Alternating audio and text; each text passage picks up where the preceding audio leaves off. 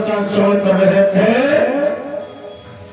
रामचरितमानस के माध्यम से।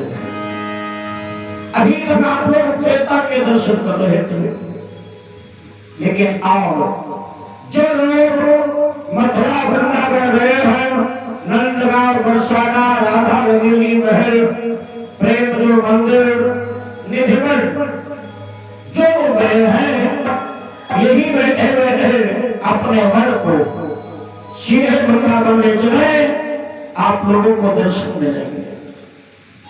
बहुत बड़ा सौभाग्य है कि आप लोगों की गाड़ी कमाई का धर्म में लग रहा है। मैं तो कभी कभी कह देता हूँ, भगवान से एक ही कामना करना कि हमारा धर्म कभी डॉक्टर न खाए, भैया चोर न ले जाए, इससे बढ़िया है धर्म में लगता है।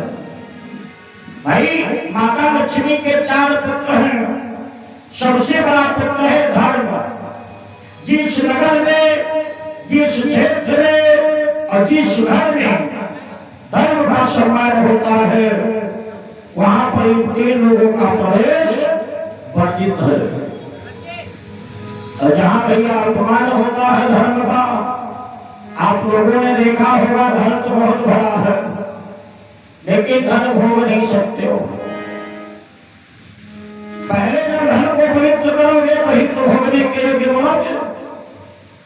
धन के भीतर पेश होते हैं, गिनने के लिए नौकर लगे हैं, लेकिन डॉक्टर साहब ने कह दिया है यदि मीठा खाओगे तो मर जाओगे, घी खाओगे मर जाओगे। काहे का सुख? सुख वही है जो भैया भोग सुख हो। इसका मेन रीजन है, भगवान से मांगते हो, भगवान देता तो सब कुछ है, लेकिन जब भगवान को भूलने लगते हो तो परमात्मा का कहना है दूंगा सब कुछ, लेकिन भोगने नहीं दूंगा। खाली देखो कि लक्ष्मी के सतचारी है, तारा माया के निरख चोर, अजय थे के अपमानते पीनी करत भरभूर। तो आपके क्षेत्र हनुमत धाम चित्रा पर सभी भक्तों के सहयोग से और काशी पुष्कर मठ बनारस के तत्वाधार में श्री श्री 1008 श्री गुरुदेव भगवान के सानिध्य में जो कार्यक्रम चल रहा है, इसका आज अष्टम दिवस है। और अष्टम दिवस की रात्रि कालीन वेला भारतीय हिंदू परिषद सनातन धर्म पांडाल सभी का सब परिवार हार्दिक स्वागत करता है। तो आओ, कभी लगता है अभिमान जो है मनुष्य को गिराने वाला होता है। अभिमान मनुष्य को गिराने वाला होता है। और एक बात, जिस मनुष्य के जीवन में नियम संयम नहीं है, न भैया वो तो स्वयं कोई अच्छा कार्य कर पाता है और न ही समाज में कोई अच्छा कार्य कर पाता है। तो आइए यही बैठे बैठे 2 बार भगवान केशव का चिंतन करें। कौन कृष्ण मालूम, जिन कृष्ण को पाने के लिए एक अफगानिस्तान का रहने वाला जब हमारे भारत भूमि में आया, कहा वृंदावन, उसका नाम है रसखान। आप लोग समझ गए होंगे कौन था। पान खाने का बड़ा शौकीन है, पान की दुकान पे पान खाया, उसके बाद उसकी निगाह कहाँ पहुंची, भगवान कन्हैया के करिंदर पर। दुकान में लगा था ना, तो दुकान में पूछा क्यों, ये कौन महोदय है? तो दुकानदार बोला ये वृंदावन के राजा, इनका नाम है कृष्ण। और वैसे कृष्ण माने काला, व्याकरण के आधार पर कृष्ण माने धातु, काला माने आदत। तो दुकान में कहा मिलेंगे कहा? दुकानदार के मुंह से निकल गया, यमुना जी के किनारे गऊ चराते होंगे। विश्वास देखें आप लोग उसका।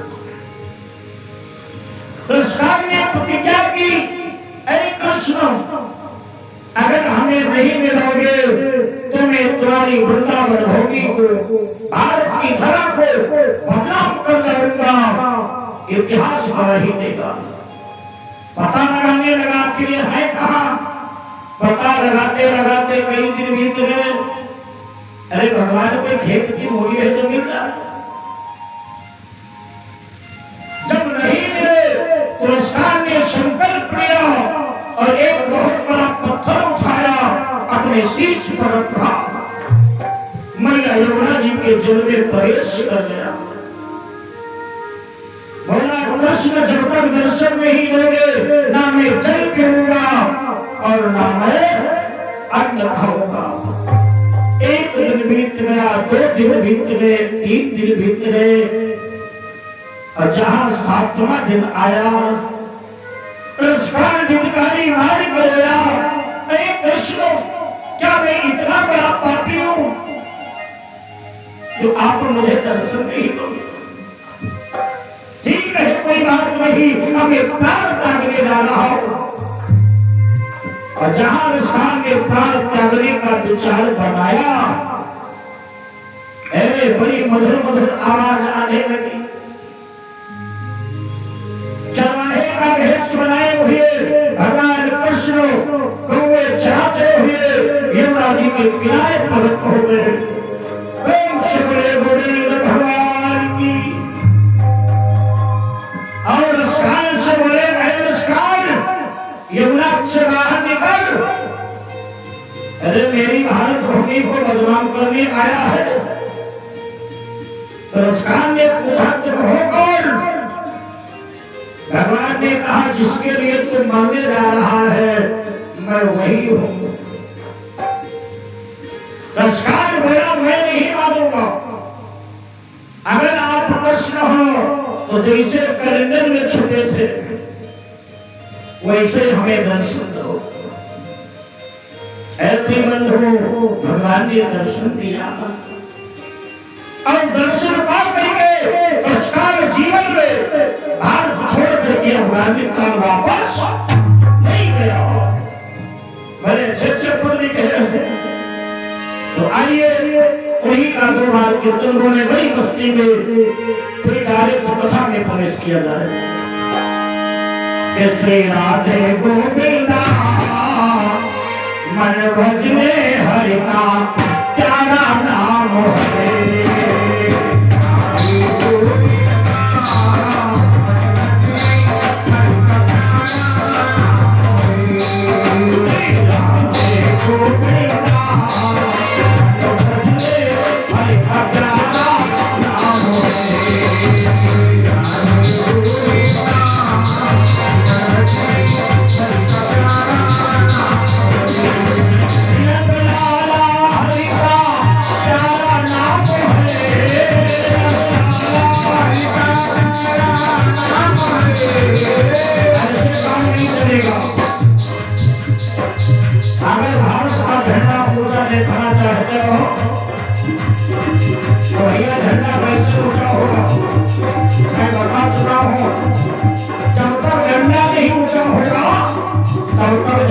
ऊंचा नहीं होगा।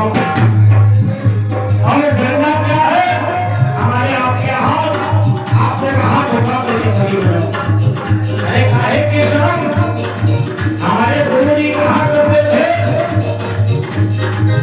जो भगवान के कीर्तन में ताली बजाता उसे अगले जन्म में द्वार द्वार ताली बजानी नहीं पड़ती। द्वार कौन ताली बजाता है आप लोग जानते होंगे। और एक दूसरा नाम है जो भगवान के कीर्तन में ताली बजाता है उसके हाथों में इतनी जल्दी हथकड़ी लगने का नंबर नहीं आता है। इसलिए आपको हाथ उठा कर ताली बजाओ। बिल्कुल सीधे करो। मैं गारंटी देता हूँ नींद दोषों भाग जाएगी, आलस चला जाएगा। ये नाम मेरे पिताजी का नहीं है और ना हमारे बाबा पंडित द्वारा प्रसाद सरोवर का है। नाम है भगवान का। मैं नहीं कहता हूँ आप लोग बोलो, लेकिन आप लोग बोलो। जिसने बोला है उसी ने पाया है। श्री राधे गोविंदा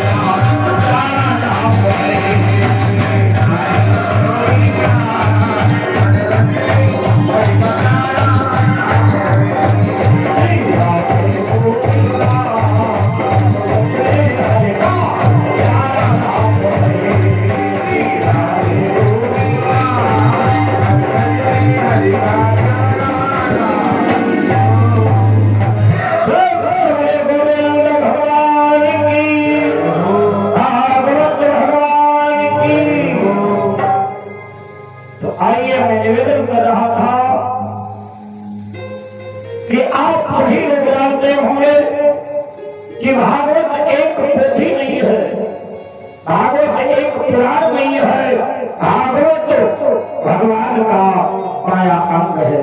प्रसाद ले लीजिएगा। और भागवत जी का जो दशम स्कंद है वो भगवान का हृदय है। सुखदेव जी कहते हैं राजा परीक्षित जो भी कृष्ण का नाम लेता है और कांटे नीचे जो रंग लगी है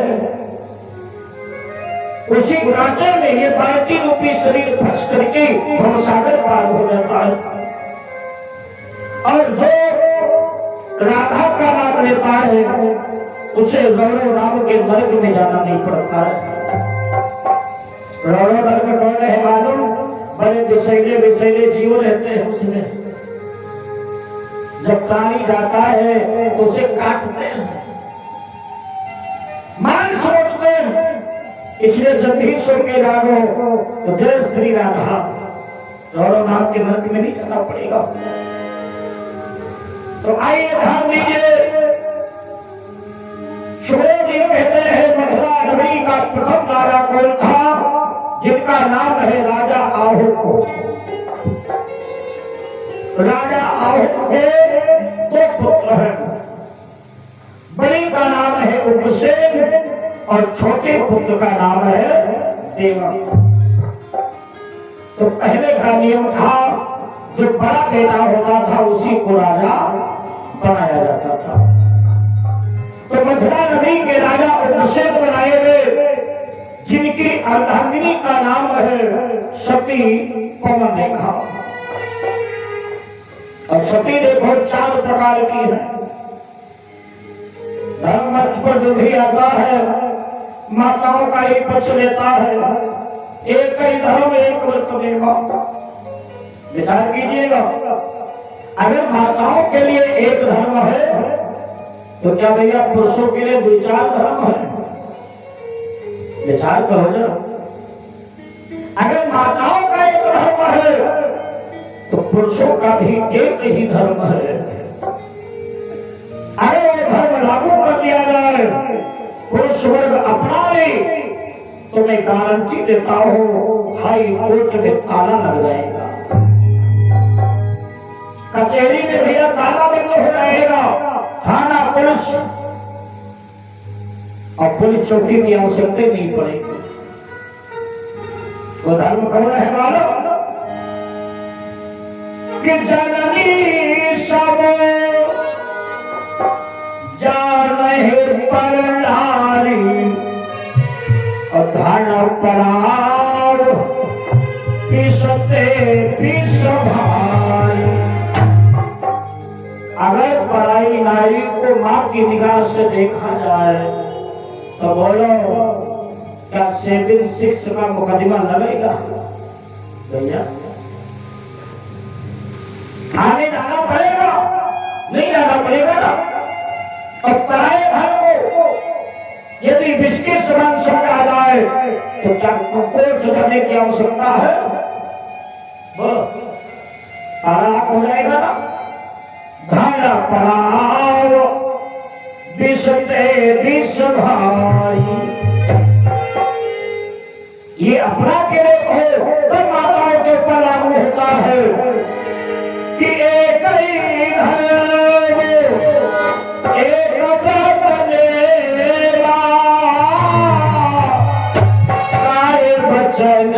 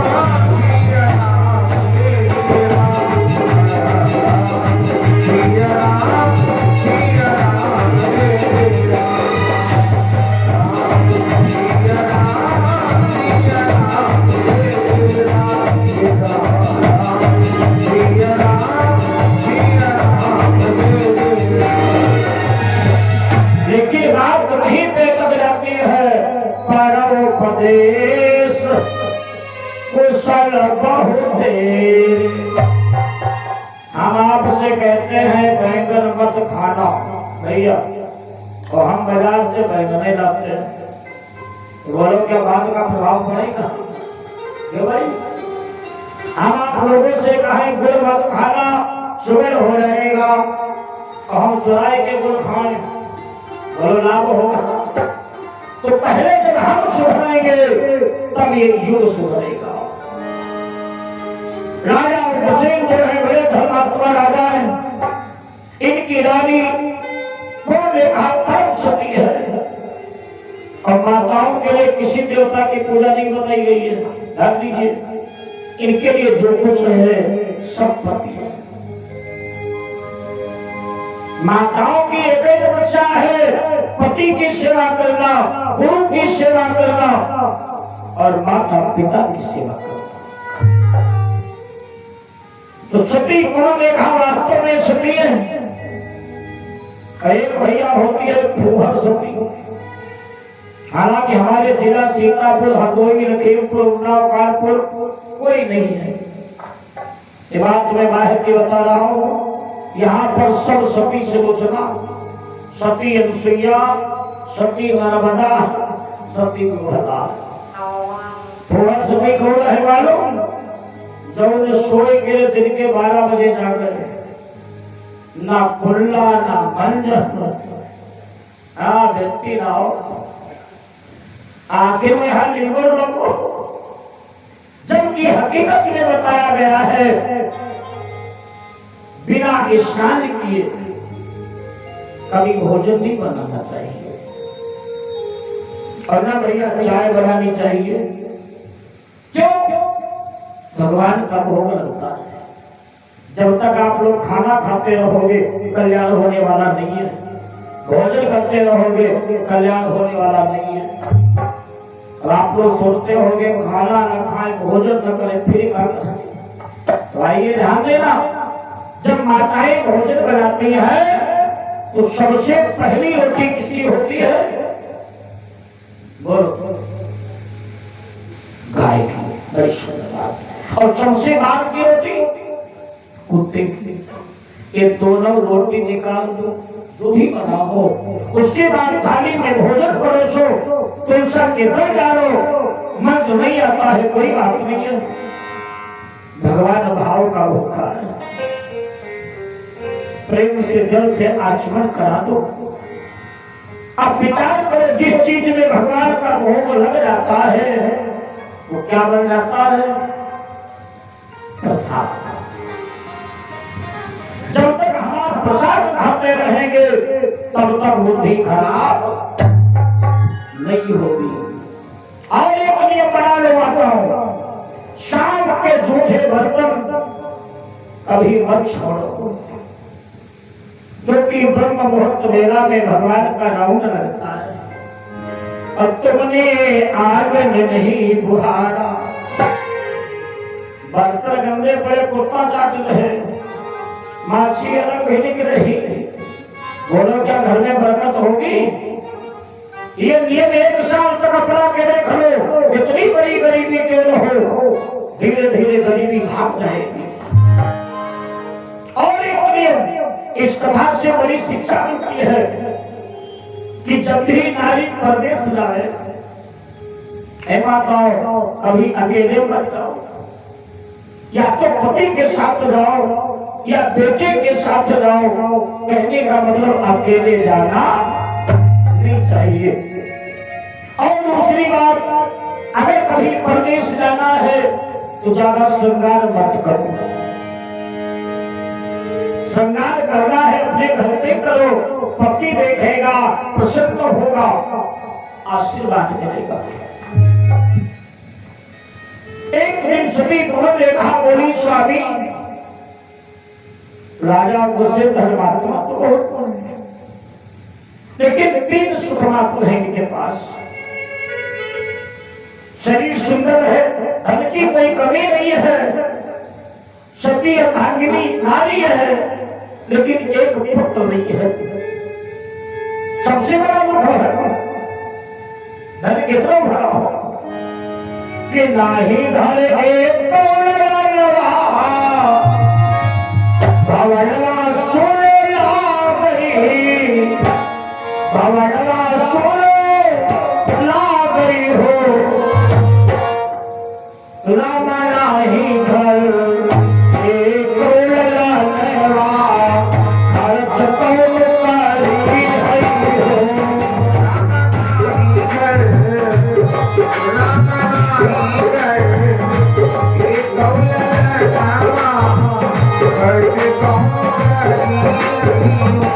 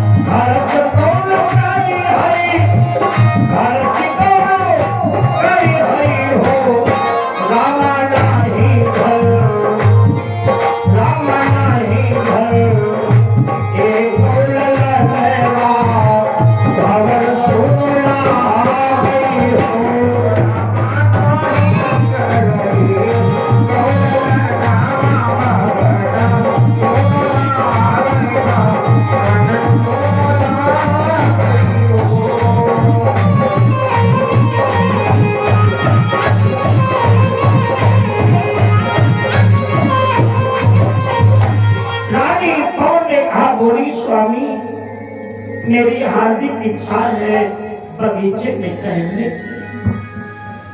तो राजा उग्रसेन ने कहा देवी जाओ, लेकिन एक ध्यान रखना, सूर्यास्त होने के पहले महल न उठाना। सूर्य जी कहते हैं एक तो सती में से सुंदर, दूसरे ऊपर से 16 श्रृंगार किए, फिर सुंदरता का क्या कहना। सती उन्होंने कहा सखियों के साथ हो, गीत गुनगुनाते हुए जैसे बगीचे में कदम रखा तो आइए ध्यान देना, उस बगीचे में एक ध्रुवलिक नाम का दैत्य मौजूद। मैं तो कभी कभी कह देता हूं, कोई भी पुरुष किसी नारी को देख करके कभी मोहित नहीं होता भैया, ये माया उल्टा मोहित करती है। एक तो सती वैसे सुंदर थे, ऊपर से भैया 16 श्रृंगार किए, और जहां दैत्य की दृष्टि पड़ी तो उसने विचार किया ये परम सती है, अगर माताएं अपने पर आ जाए तो क्या भैया किसी पुरुष की हिम्मत है जो निगाह उठाए के देख ले? बोलो, हिम्मत है? नहीं है। हम तो कभी कभी बहनों से कह देते हैं कि जब कॉलेज पढ़ने जाती हो, अब आप लोग कोई और भाव मत समझ लेना, तो अपने पास में एक बढ़िया रामपुरी झोले में रखा करो, बैग में। अरे कहीं कोई मच्छरे मिल जाए भैया, करना नहीं है, मारना नहीं है ना, खाली बैग से निकालो और कोई पत्थर पर बैठ के जामे लगो, रामपुरी चक्कू खाली जामे लगो उनका जो खाएगी। अगर हिम्मत न खराब हो जाए तो हमसे मिलना। देश की नारियां जाग जाए अगर, युग से वही बदलता चला जाएगा। देश की नारियां जाग जाए अगर, युग से वही बदलता चला जाएगा। देश की नारियां जाग जाए अगर, युग से वही बदलता चला जाएगा।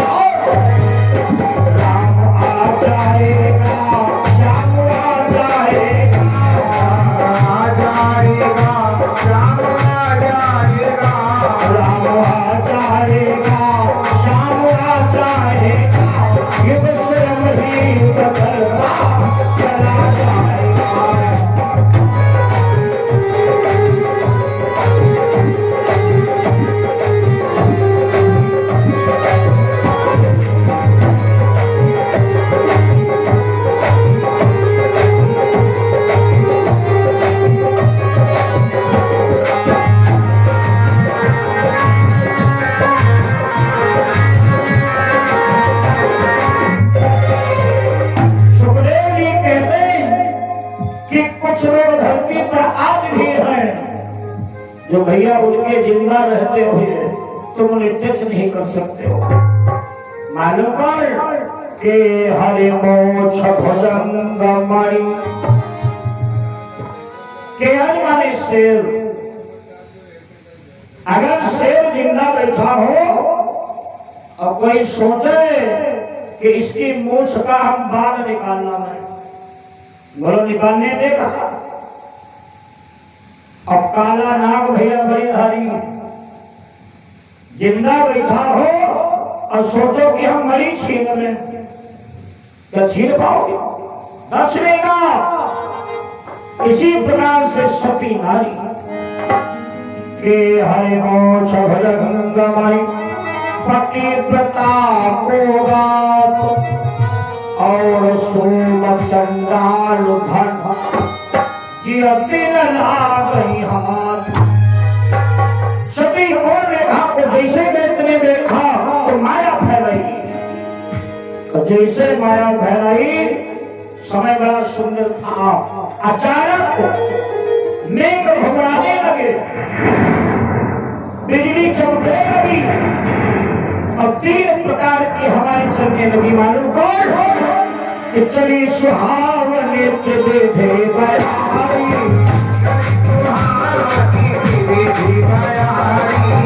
चली सुहावनों के बेटे बयारी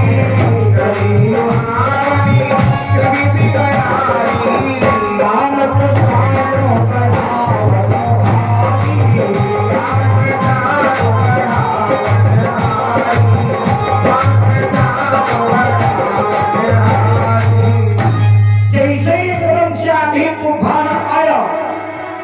जितनी सखियां थी वो सब भैया विलग हो गई, बिछुड़ गई। अब सखी और रेखा अकेली बची। आपत्ति के समय में सती नारी किसे पुकारती है? अपने पति को। और पति का कर्तव्य कैसा होना चाहिए मालूम? जब आप लोगों ने विवाह किया होगा तो 7 वचन दिलाए जाते हैं।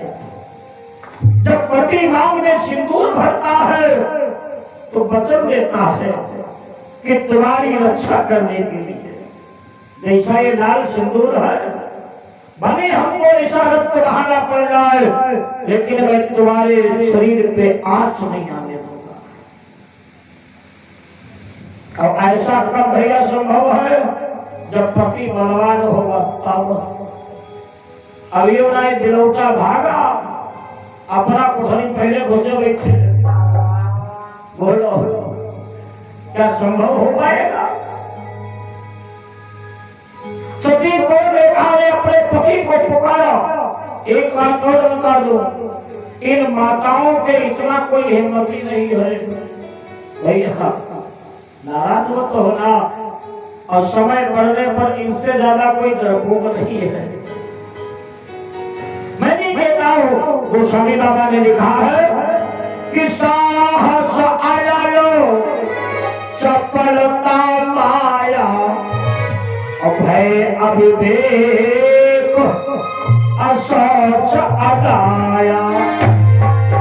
अगर इनकी हिम्मत देखनी है तो किसी दिन इनके भैया के कोई तमाचा मार के देखो।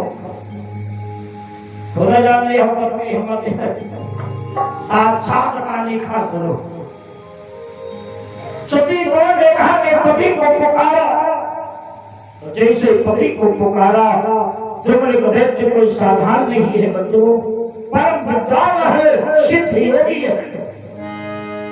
उसने अपना स्वरूप बदला और स्वरूप बदल करके किसका भेष बनाया मालूम?